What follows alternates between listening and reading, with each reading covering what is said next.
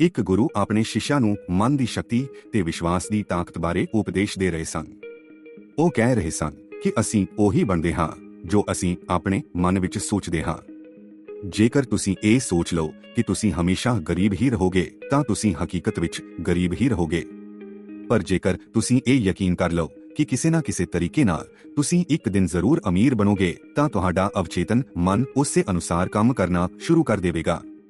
ਇਹ ਨਿਯਮ ਸਫਲਤਾ, ਆਤਮ ਵਿਸ਼ਵਾਸ ਅਤੇ ਜੀਵਨ ਦੇ ਹਰ ਖੇਤਰ ਵਿੱਚ ਲਾਗੂ ਹੁੰਦਾ ਹੈ। ਜੇਕਰ ਤੁਸੀਂ ਆਪਣੇ ਬਾਰੇ ਹਮੇਸ਼ਾ ਨਕਾਰਾਤਮਕ ਸੋਚਦੇ ਰਹੋਗੇ ਤਾਂ ਉਹੀ ਹਕੀਕਤ ਬਣ ਜਾਏਗੀ। ਇਸ ਕਰਕੇ ਹਮੇਸ਼ਾ ਸਕਾਰਾਤਮਕ ਸੋਚੋ, ਵੱਡਾ ਸੋਚੋ ਅਤੇ ਆਪਣੇ ਮਨ ਨੂੰ ਉੱਚੀਆਂ ਸੋਚਾਂ ਨਾਲ ਭਰੋ।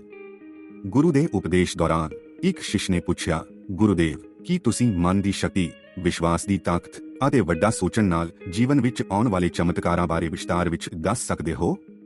ਗੁਰੂ ਨੇ ਮੰਦਰ ਵਿੱਚ ਬੈਠੇ ਸਾਰੇ ਸ਼ਿਸ਼ਿਆਂ ਵੱਲ ਦੇਖਿਆ। ਉਹਨਾਂ ਦੇ ਚਿਹਰਿਆਂ ਤੇ ਉਤਸ਼ਾਹ ਸੀ। ਗੁਰੂ ਨੇ ਮੁਸਕਰਾਉਂਦੇ ਹੋਏ ਕਿਹਾ, ਬੇਸ਼ੱਕ ਬੇਟਾ, ਜੇਕਰ ਤੁਸੀਂ ਆਪਣੀ ਮਨ ਸ਼ਕਤੀ ਨੂੰ ਸਹੀ ਤਰੀਕੇ ਨਾਲ ਵਰਤਣਾ ਸਿੱਖ ਲਓ ਤਾਂ ਤੁਸੀਂ ਆਪਣੀ ਹਕੀਕਤ ਨੂੰ ਆਪਣੇ ਅਨੁਕੂਲ ਬਣਾ ਸਕਦੇ ਹੋ।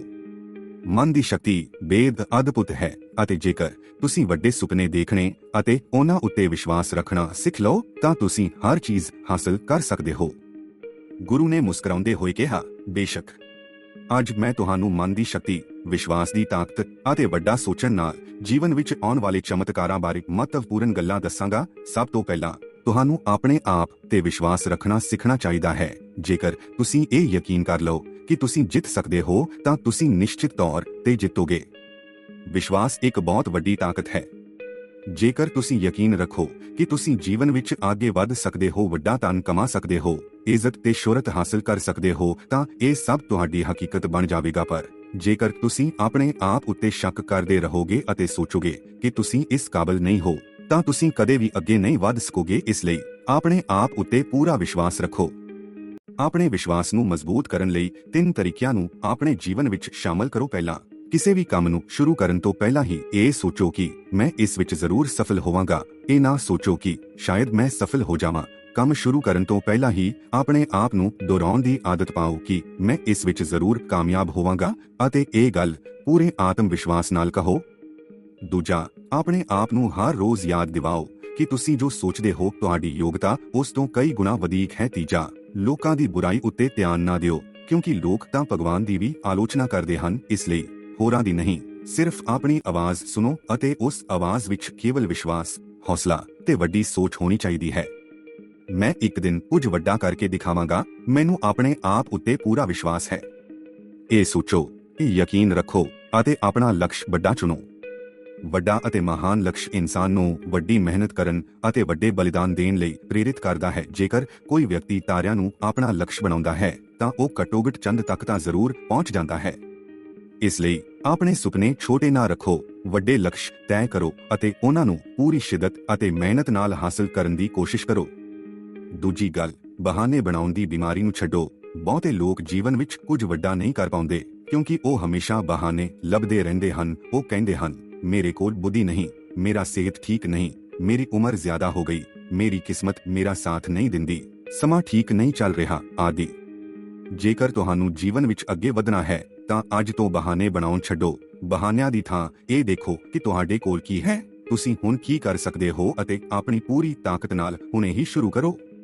ਜੇਕਰ ਤੁਸੀਂ ਇੱਕਦਮ ਵੱਡਾ ਨਹੀਂ ਕਰ ਸਕਦੇ ਤਾਂ ਛੋਟੇ ਤੋਂ ਸ਼ੁਰੂ ਕਰੋ ਅਤੇ ਹੌਲੀ-ਹੌਲੀ ਉਸ ਨੂੰ ਵੱਡਾ ਬਣਾਓ। ਸਭ ਤੋਂ ਪਹਿਲਾਂ ਆਪਣੇ ਆਤਮ ਵਿਸ਼ਵਾਸ ਨੂੰ ਵਧਾਓ ਅਤੇ ਡਰ ਨੂੰ ਖਤਮ ਕਰੋ। ਜੇਕਰ ਤੁਹਾਨੂੰ ਕਿਸੇ ਕੰਮ ਤੋਂ ਡਰ ਲੱਗਦਾ ਹੈ ਤਾਂ ਉਸ ਦਾ ਸਾਹਮਣਾ ਕਰੋ ਕਿਉਂਕਿ ਇਹੀ ਉਸ ਡਰ ਨੂੰ ਖਤਮ ਕਰਨ ਦਾ ਇਕਲੌਤਾ ਤਰੀਕਾ ਹੈ। ਵੱਡੇ ਕੰਮ ਨੂੰ ਛੋਟੇ-ਛੋਟੇ ਹਿੱਸਿਆਂ ਵਿੱਚ ਵੰਡੋ ਅਤੇ ਇੱਕ-ਇੱਕ ਹਿੱਸੇ ਉੱਤੇ ਧਿਆਨ ਕੇਂਦਰਿਤ ਕਰਕੇ ਉਹਨਾਂ ਨੂੰ ਪੂਰਾ ਕਰੋ। ਉਦਾਹਰਣ ਵਜੋਂ, ਜੇਕਰ ਤੁਹਾਨੂੰ ਭੀੜ ਅੱਗੇ ਬੋਲਣ ਤੋਂ ਡਰ ਲੱਗਦਾ ਹੈ ਤਾਂ ਪਹਿਲਾਂ ਇੱਕ ਖਾਲੀ ਕਮਰੇ ਵਿੱਚ ਖੜ ਕੇ ਸੋਚੋ ਕਿ ਤੁਹਾਡੇ ਸਾਹਮਣੇ ਇੱਕ ਵੱਡੀ ਭੀੜ ਹੈ ਅਤੇ ਉੱਚੀ ਆਵਾਜ਼ ਵਿੱਚ ਬੋਲੋ। ਫਿਰ ਕੁਝ ਮਿੱਤਰਾਂ ਦੇ ਸਾਹਮਣੇ ਬੋਲਣ ਦੀ ਪ੍ਰੈਕਟਿਸ ਕਰੋ ਅਤੇ ਇਹ ਪ੍ਰਕਿਰਿਆ ਕਮ-ਵੱਧ 30 ਦਿਨ ਤੱਕ ਕਰੋ। ਤੁਸੀਂ ਵੇਖੋਗੇ ਕਿ ਹੌਲੀ-ਹੌਲੀ ਤੁਸੀਂ ਇੱਕ ਕਾਬਿਲ ਵਕਤਾ ਬਣ ਰਹੇ ਹੋ। ਹਮੇਸ਼ਾ ਵੱਡਾ ਸੋਚੋ। ਆਪਣੇ ਸ਼ਬਦਕੋਸ਼ ਵਿੱਚੋਂ ਨਿਪਤ ਗੱਲਾਂ ਅਤੇ ਛੋਟੀ ਸੋਚ ਵਾਲੇ ਸ਼ਬਦ ਹਟਾ ਦਿਓ। ਜਿਵੇਂ, ਸਾਰੀ ਦੁਨੀਆ ਬੁਰੀ ਹੈ, ਮੇਰੀ ਕਿਸਮਤ ਮੇਰਾ ਸਾਥ ਨਹੀਂ ਦਿੰਦੀ, ਮੈਨੂੰ ਇੱਕ ਛੋਟਾ ਜਿਹਾ ਕੰਮ ਮਿਲ ਜਾਏ, ਇਹ ਹੀ ਬਹੁਤ ਹੈ ਆਦਿ। ਇਹ ਨਿਕੰਮੇ ਅਤੇ ਹਾਰ ਮੰਨ ਚੁੱਕੇ ਲੋਕਾਂ ਦੇ ਸ਼ਬਦ ਹਨ। ਇਹ ਸੋਚਣ ਤੇ ਬੋਲਣ ਤੋਂ ਅੱਜ ਤੋਂ ਹੀ ਗੁਰੇਜ਼ ਕਰੋ। ਇਸ ਦੀ ਥਾਂ ਵੱਡੀ ਸੋਚ ਵਾਲੇ ਸ਼ਬਦ ਵਰਤੋ, ਜਿਵੇਂ, ਹਾਂ ਇਹ ਮੁਸ਼ਕਲ ਹੈ ਪਰ ਮੈਂ ਇਸ ਨੂੰ ਕਰ ਸਕਦਾ ਹਾਂ, ਮੈਨੂੰ ਵੱਡੀ ਸਫਲਤਾ ਹਾਸਲ ਕਰਨੀ ਹੈ, ਮੈਂ ਆਪਣੇ ਭਵਿੱਖ ਨੂੰ ਆਪਣੇ ਹਿਸਾਬ ਨਾਲ ਬਣਾ ਸਕਦਾ ਹਾਂ। ਤੁਹਾਡੀ ਸੋਚ ਵੱਡੀ ਹੋਵੇਗੀ ਤਾਂ ਤੁਹਾਡੀ ਹਕੀਕਤ ਵੀ ਵੱਡੀ ਬਣ ਜਾਵੇਗੀ। ਹਾਂ, ਇਹ ਮੁਸ਼ਕਲ ਹੈ, ਪਰ ਮੈਂ ਇਸ ਨੂੰ ਸਿੱਖ ਕੇ ਕਰ ਸਕਦਾ ਹਾਂ। ਇਹ ਸੋਚ ਰੱਖੋ, ਕਿਉਂਕਿ ਸਭ ਲੋਕ ਬੁਰੇ ਨਹੀਂ ਹੁੰਦੇ, ਕੁਝ ਲੋਕ ਮਦਦਗਾਰ ਵੀ ਹੁੰਦੇ ਹਨ। ਆਪਣੀ ਜ਼ਿੰਦਗੀ ਨੂੰ ਖੁਸ਼ਹਾਲ ਸਮਝੋ, ਕਿਉਂਕਿ ਜੇਕਰ ਤੁਸੀਂ ਇਹ ਵਿਸ਼ਵਾਸ ਰੱਖੋਗੇ ਕਿ ਆਪਣੀ ਜ਼ਿੰਦਗੀ ਆਉਣ ਵਾਲੇ ਸਮਿਆਂ ਵਿੱਚ ਵੀ ਸੁਖਮਈ ਰਹੇਗੀ, ਤਾਂ ਇਹੀ ਤੁਹਾਡੀ ਹਕੀਕਤ ਬਣ ਜਾਵੇਗੀ। ਹਮੇਸ਼ਾ ਉਹਨਾਂ ਲੋਕਾਂ ਤੋਂ ਪ੍ਰੇਰਨਾ ਲਓ ਜੋ ਤੁਹਾਡੀ ਤਰ੍ਹਾਂ ਕਦੇ ਬੁਰੇ ਹਾਲਾਤਾਂ ਵਿੱਚ ਸਨ, ਪਰ ਅੱਜ ਉਹ ਬਹੁਤ ਸਫਲ ਹਨ। ਵੱਡੀ ਸੋਚ ਵਿਕਸਿਤ ਕਰਨ ਲਈ ਵਧੀਆ ਕਿਤਾਬਾਂ ਪੜ੍ਹੋ ਅਤੇ ਉਹਨਾਂ ਲੋਕਾਂ ਦੀ ਤੱਕ ਕਰੋ ਜੋ ਵੱਡੀ ਸੋਚ ਰੱਖਦੇ ਹਨ। ਆਪਣੇ ਕੰਮ ਨਾਲ ਪਿਆਰ ਕਰੋ, ਟਾਲ-ਮਟੋਲ ਦੀ ਆਦਤ ਛੱਡੋ ਅਤੇ ਲੋਕਾਂ ਦੇ ਕੰਮ ਤੁਰੰਤ ਨਿਭਾਓ। ਆਪਣੇ ਕੰਮ ਨੂੰ ਬੋਝ ਨਾ ਬਣਾਓ, ਨਿਯਮਿਤ ਰਹੋ, ਵਿਅਕਤੀਗਤ ਅਨੁਸ਼ਾਸਨ ਬਣਾਓ ਅਤੇ ਤੁਸੀਂ ਵੇਖੋਗੇ ਕਿ ਲੋਕ ਵੀ ਤੁਹਾਡੀ ਇੱਜ਼ਤ ਕਰਨ ਲੱਗਣਗੇ। ਨਕਾਰਾਤਮਕ ਲੋਕਾਂ ਦੀ ਗੱਲਾਂ ਉੱਤੇ ਧਿਆਨ ਨਾ ਦਿਓ। ਜਦੋਂ ਤੁਸੀਂ ਵੱਡੇ ਲਕਸ਼ ਵੱਲ ਵਧ ਰਹੇ ਹੋ, ਲੋਕ ਤੁਹਾਡਾ ਮਜ਼ਾਕ ਉਡਾਉਣਗੇ, ਬੁਰਾਈ ਕਰਨਗੇ, ਪਰ ਤੁਸੀਂ ਧੀਰਜ ਰੱਖੋ। ਉਹਨਾਂ ਦੀ ਗੱਲਾਂ ਦਾ ਕੋਈ ਜਵਾਬ ਨਾ ਦਿਓ, ਬਲਕਿ ਆਪਣੇ ਵੱਡੇ ਲਕਸ਼ ਉੱਤੇ ਕੇਂਦਰਿਤ ਰਹੋ। ਜਦੋਂ ਇਹ ਲੋਕ ਵੇਖਣਗੇ ਕਿ ਤੁਸੀਂ ਉਹਨਾਂ ਦੀ ਗੱਲਾਂ ਨੂੰ ਲਵਾਜ਼ਮ ਨਹੀਂ ਦੇ ਰਹੇ, ਤਾਂ ਉਹ ਆਪ ਹੀ ਚੁੱਪ ਹੋ ਜਾਣਗੇ। ਹੁਣ ਆਪਣੇ ਅਵਚੇਤਨ ਮਨ ਦੀ ਸ਼ਕਤੀ ਨੂੰ ਪਛਾਣੋ। ਸਾਡਾ ਮਨ ਬਹੁਤ ਹੀ ਅਨੋਖੇ ਢੰਗ ਨਾਲ ਕੰਮ ਕਰਦਾ ਹੈ। ਜੇਕਰ ਤੁਸੀਂ ਉਸ ਨੂੰ ਸਕਾਰਾਤਮਕ ਸੋਚ ਦੇ ਨਾਲ ਭਰ ਦਿਓਗੇ, ਤਾਂ ਇਹ ਨਵੇਂ-ਨਵੇਂ ਤਰੀਕੇ ਲੱਭਣ ਲੱਗ ਜਾਵੇਗਾ ਜੋ ਤੁਹਾਨੂੰ ਸਫਲਤਾ ਦੀ ਨਵੀਂ ਉਚਾਈਆਂ ਤੇ ਪਹੁੰਚਣ ਵਿੱਚ ਮਦਦ ਕਰਨਗੇ। ਜਿਵੇਂ ਕਿ ਜੇਕਰ ਕਿਸੇ ਆਮ ਵਿਅਕਤੀ ਨੂੰ ਆਖਿਆ ਜਾਵੇ ਕਿ ਉਹ ਇੱਕ ਵੱਡੀ ਭੀੜ ਅੱਗੇ ਖੜ ਕੇ ਭਾਸ਼ਣ ਦੇਵੇ, ਤਾਂ ਕੀ ਹੋਵੇਗਾ? ਉਹ ਘਬਰਾਹਟ ਮਹਿਸੂਸ ਕਰੇਗਾ, ਉਸ ਦੀ ਸਾਹ ਲੈਣ ਦੀ ਗਤੀ ਤੇਜ਼ ਹੋ ਜਾਵੇਗੀ, ਉਸ ਦਾ ਦਿਲ ਤੇਜ਼ੀ ਨਾਲ ਧੜਕਣ ਲੱਗੇਗਾ ਅਤੇ ਉਸ ਦਾ ਮੂੰਹ ਸੁੱਕ ਜਾਵੇਗਾ। ਪਰ ਉਹੀ ਵਿਅਕਤੀ ਜਦੋਂ ਆਪਣੇ ਘਰ ਜਾਂ ਦੋਸਤਾਂ ਦੀ ਮਜਲਿਸ ਵਿੱਚ ਹੋਵੇ, ਤਾਂ ਉਹ ਘੰਟਿਆਂ ਤੱਕ ਬਿਨਾਂ ਕਿਸੇ ਡਰ ਦੇ ਬੋਲ ਸਕਦਾ ਹੈ। ਇਹ ਸਿੱਧ ਕਰਦਾ ਹੈ ਕਿ ਕਈ ਵਾਰ ਸਾਡਾ ਮਨ ਸਾਡੇ ਵੱਸ ਵਿੱਚ ਨਹੀਂ ਹੁੰਦਾ ਅਤੇ ਉਸ ਵੇਲੇ ਅਵਚੇਤਨ ਮਨ ਸਾਡੀ ਜ਼ਿੰਦਗੀ ਤੇ ਹਾਵੀ ਹੋ ਜਾਂਦਾ ਹੈ। ਅਵਚੇਤਨ ਮਨ ਅਸੀਮ ਸ਼ਕਤੀ ਰੱਖਦਾ ਹੈ ਅਤੇ ਜੇਕਰ ਤੁਸੀਂ ਇਸ ਦੀ ਸ਼ਕਤੀ ਦਾ ਠੀਕ ਤਰੀਕੇ ਨਾਲ ਉਪਯੋਗ ਕਰਨਾ ਸਿੱਖ ਲਓ, ਤਾਂ ਤੁਸੀਂ ਆਪਣੀ ਜ਼ਿੰਦਗੀ ਵਿੱਚ ਚਮਤਕਾਰ ਕਰ ਸਕਦੇ ਹੋ। ਅਵਚੇਤਨ ਮਨ ਨੂੰ ਵਰਤਣਾ ਸਿੱਖੋ, ਉਸ ਨਾਲ ਗੱਲ ਕਰਨਾ ਸਿੱਖੋ। ਜਦੋਂ ਤੁਸੀਂ ਉਸ ਨਾਲ ਸਿੱਧਾ ਸੰਪਰਕ ਕਰਨਾ ਸਿੱਖ ਲਵੋਗੇ, ਤਾਂ ਤੁਸੀਂ ਇਸ ਨੂੰ ਆਪਣੇ ਹੱਕ ਵਿੱਚ ਕੰਮ ਕਰਵਾ ਸਕਦੇ ਹੋ। ਸੌਣ ਤੋਂ ਪਹਿਲਾਂ ਅਤੇ ਸਵੇਰੇ ਉੱਠਣ ਦੇ ਤੁਰੰਤ ਬਾਅਦ ਸਾਡਾ ਅਵਚੇਤਨ ਮਨ ਸਭ ਤੋਂ ਵਧੇਰੇ ਸਰਗਰਮ ਹੁੰਦਾ ਹੈ। ਇਸ ਸਮੇਂ ਤੁਸੀਂ ਜੋ ਵੀ ਆਪਣੇ ਜੀਵਨ ਵਿੱਚ ਚਾਹੁੰਦੇ ਹੋ, ਉਹ ਅਵਚੇਤਨ ਮਨ ਨੂੰ ਉੱਚੀ ਆਵਾਜ਼ ਵਿੱਚ ਬੋਲ ਕੇ ਦੱਸੋ। ਜਿਵੇਂ ਕਿ ਮੈਂ ਹਮੇਸ਼ਾ ਖੁਸ਼ ਰਹਾਂਗਾ, ਮੈਂ ਬਹੁਤ ਅਮੀਰ ਬਣਾਂਗਾ, ਮੈਂ ਇੱਕ ਸਫਲ ਵਿਅਕਤੀ ਬਣਨ ਜਾ ਰਿਹਾ ਹਾਂ। ਜੇਕਰ ਤੁਸੀਂ ਇਹ ਨਿਯਮਤ ਤੌਰ ਤੇ ਕਰਦੇ ਰਹੇ, ਤਾਂ ਤੁਹਾਡਾ ਮਨ ਤੁਹਾਨੂੰ ਨਵੇਂ-ਨਵੇਂ ਮੌਕੇ ਦੇਣ ਲੱਗ ਜਾਵੇਗਾ ਅਤੇ ਤੁਸੀਂ ਉਹ ਸਭ ਕੁਝ ਪ੍ਰਾਪਤ ਕਰ ਸਕੋਗੇ ਜੋ ਤੁਸੀਂ ਚਾਹੁੰਦੇ ਹੋ। ਜੇਕਰ ਤੁਸੀਂ ਅਮੀਰ ਬਣਨਾ ਚਾਹੁੰਦੇ ਹੋ, ਤਾਂ ਤੁਹਾਡਾ ਮਨ ਵੀ ਪੂਰੀ ਤਰ੍ਹਾਂ ਇਸ ਗੱਲ ਨਾਲ ਸਹਿਮਤ ਹੋਣਾ ਚਾਹੀਦਾ ਹੈ। ਇਹ ਨਾ ਹੋਵੇ ਕਿ ਇੱਕ ਪਾਸੇ ਤੁਸੀਂ ਬੋਲੋ ਮੈਂ ਅਮੀਰ ਬਣਨਾ ਚਾਹੁੰਦਾ ਹਾਂ, ਪਰ ਦੂਜੇ ਪਾਸੇ ਆਪਣੇ ਮਨ ਵਿੱਚ ਸੋਚੋ ਕਿ ਮੈਂ ਕਦੇ ਅਮੀਰ ਨਹੀਂ ਬਣ ਸਕਦਾ। ਇਹ ਦੋ ਵਿਰੋਧੀ ਵਿਚਾਰ ਤੁਹਾਡੇ ਅਵਚੇਤਨ ਮਨ ਨੂੰ ਉਲਝਾ ਦੇਣਗੇ ਅਤੇ ਇਹ ਡਰ ਅਤੇ ਚਿੰਤਾ ਨਾਲ ਭਰਿਆ ਹੋਇਆ ਫੈਸਲੇ ਲੈਣਾ ਸ਼ੁਰੂ ਕਰ ਦੇਵੇਗਾ, ਜੋ ਕਿ ਆਮ ਤੌਰ ਤੇ ਤੁਹਾਡੇ ਹਿੱਤ ਵਿੱਚ ਨਹੀਂ ਹੁੰਦੇ। ਇਸ ਲਈ ਆਪਣੀ ਅਵਚੇਤਨ ਸ਼ਕਤੀ ਨੂੰ ਠੀਕ ਤਰੀਕੇ ਨਾਲ ਵਰਤਣਾ ਸਿੱਖੋ। ਇਸ ਨੂੰ ਪੂਰਾ ਵਿਸ਼ਵਾਸ ਦਿਵਾਓ ਕਿ ਤੁਸੀਂ ਜੋ ਵੀ ਚਾਹੁੰਦੇ ਹੋ, ਉਹ ਤੁਸੀਂ ਪ੍ਰਾਪਤ ਕਰ ਸਕਦੇ ਹੋ।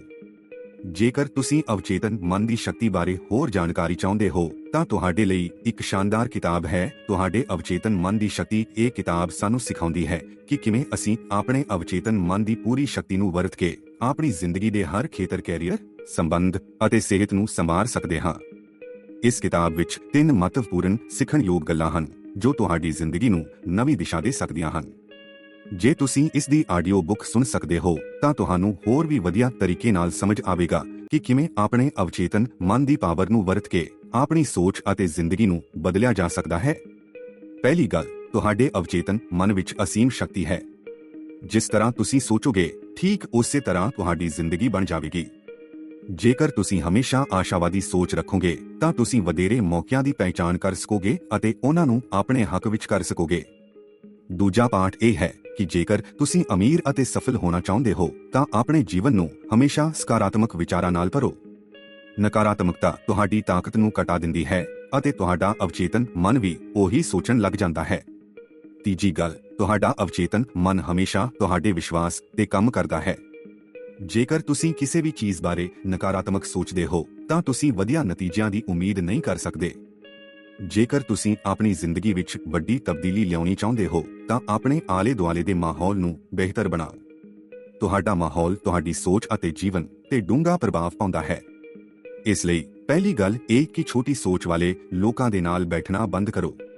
ਜੇਕਰ ਤੁਸੀਂ ਉਹਨਾਂ ਦੀ ਨਕਾਰਾਤਮਕ ਊਰਜਾ ਵਿੱਚ ਫਸ ਗਏ ਤਾਂ ਤੁਹਾਡਾ ਆਤਮ ਵਿਸ਼ਵਾਸ ਹੌਲੀ-ਹੌਲੀ ਘਟਣਾ ਸ਼ੁਰੂ ਹੋ ਜਾਵੇਗਾ। ਦੂਜੀ ਗੱਲ, ਸਫਲ ਲੋਕਾਂ ਤੋਂ ਹੀ ਸਲਾਹ ਲਓ, ਅਸਫਲ ਅਤੇ ਧੋਖੇਬਾਜ਼ ਲੋਕਾਂ ਤੋਂ ਨਹੀਂ। ਸਫਲ ਲੋਕ ਤੁਹਾਨੂੰ ਉੱਚੇ ਆਦਰਸ਼ ਅਤੇ ਸਫਲਤਾ ਦੇ ਸਿਧਾਂਤ ਸਿਖਾ ਸਕਦੇ ਹਨ।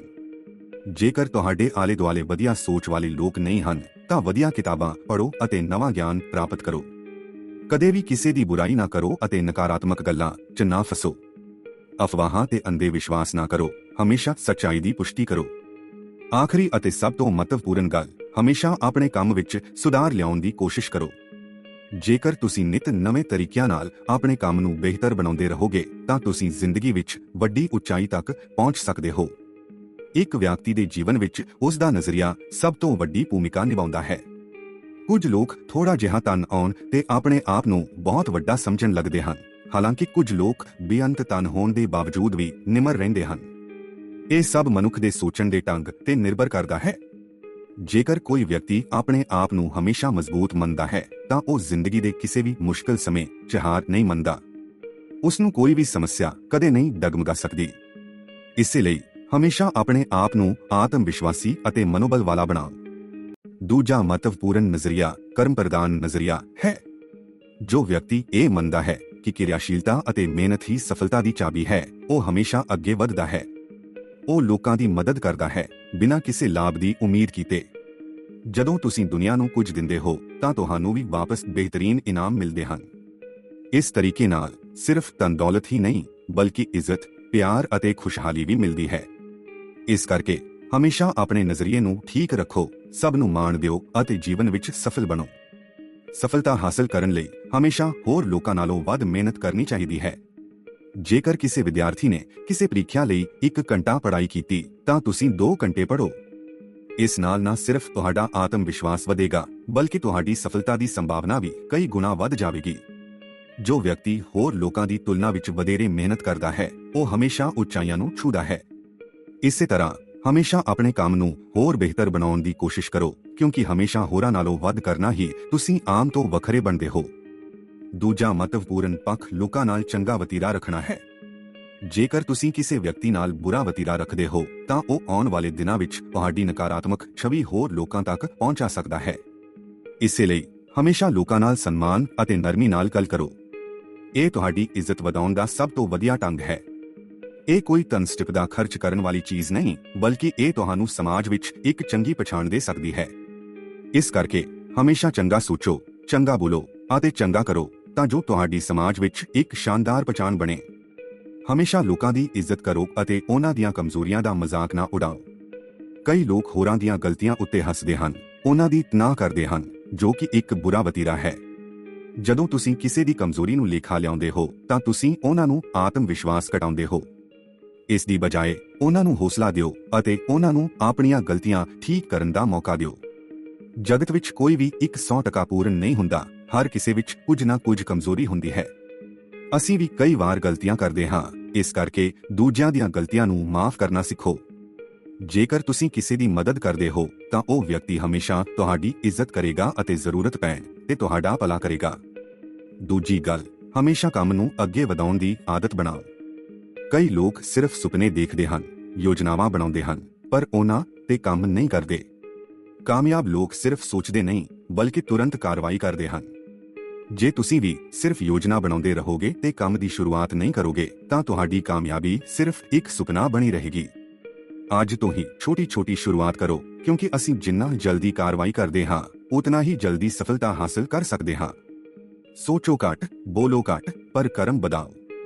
ਜੇਕਰ ਤੁਸੀਂ ਕਿਸੇ ਕੰਮ ਨੂੰ ਕਰਨਾ ਚਾਹੁੰਦੇ ਹੋ ਤਾਂ ਸੋਚਦੇ ਨਾ ਰਹੋ ਬਲਕਿ ਉਸ ਤੇ ਤੁਰੰਤ ਕੰਮ ਸ਼ੁਰੂ ਕਰ ਦਿਓ।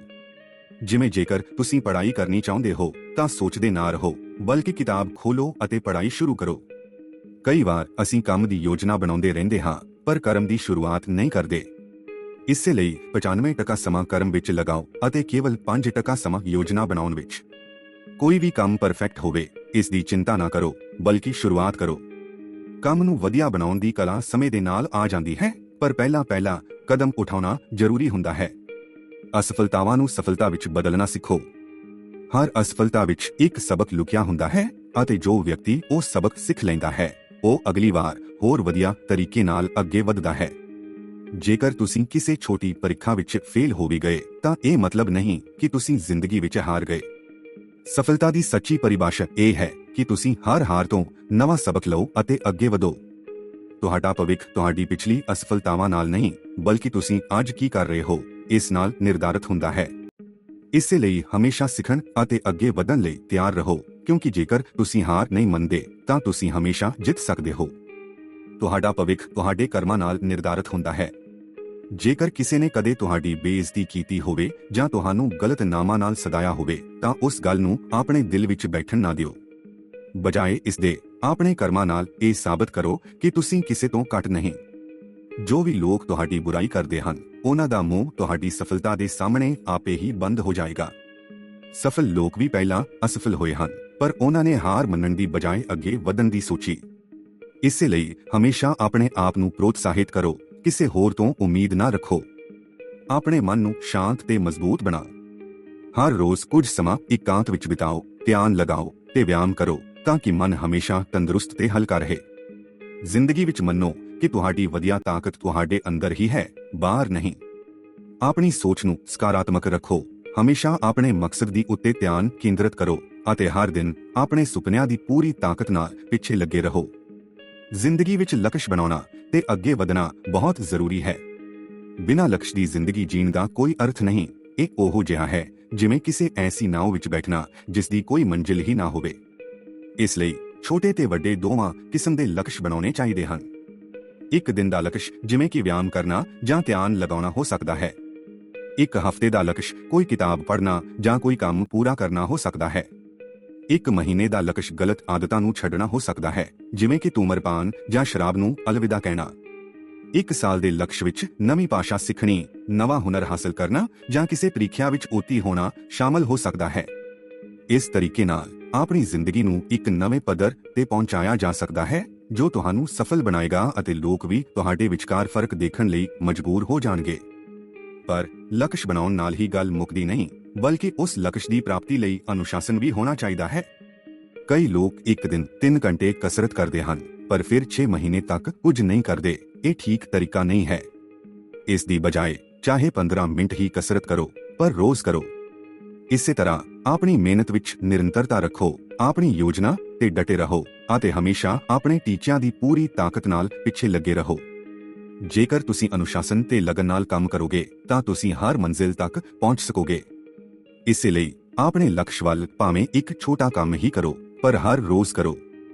ਹਮੇਸ਼ਾ ਇੱਕ ਲੀਡਰ ਦੀ ਤਰ੍ਹਾਂ ਸੋਚੋ, ਕਿਉਂਕਿ ਲੀਡਰ ਵੱਡੀ ਸੋਚ ਰੱਖਦਾ ਹੈ।